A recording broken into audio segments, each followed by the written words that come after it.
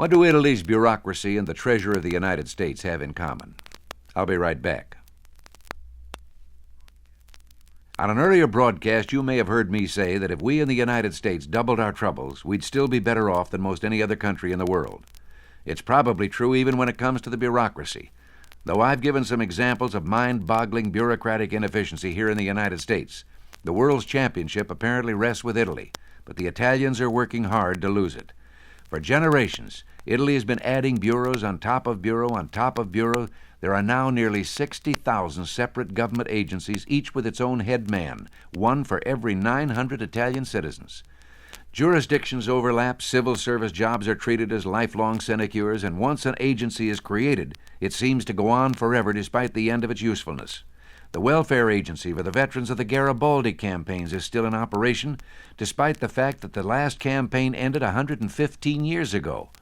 There's also the Commission to Aid the Victims of the Eruption of Mount Vesuvius, the Assistance Board of Midwives, and the Agency to Administer Relief Funds from the United States after World War II, which still has 30 employees in 10 rooms of a Roman palace even though relief stopped years ago. Finally, after 7 years working on it, the Italian Parliament has passed a law designed to prune some of the dead wood and, it hopes, bring new efficiency to the remaining agencies.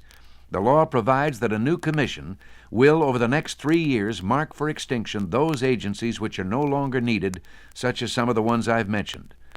But we have in the United States at least one federal office that is about as superfluous as some of those Italian government bureaus.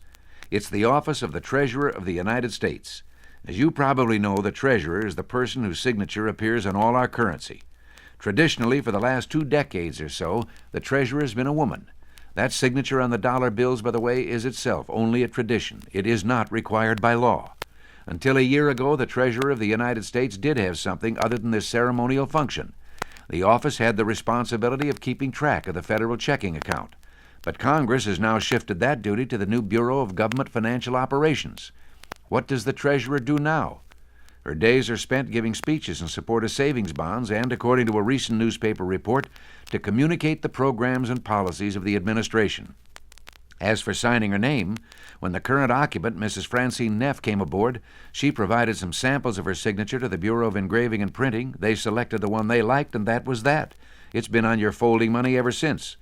The Treasurer's salary is $36,000 a year, and she has a staff of 6, including a press secretary and a private secretary. They help her organize and publicize her speaking schedule. The rest of her time, she says, is spent autographing dollar bills that people send to her.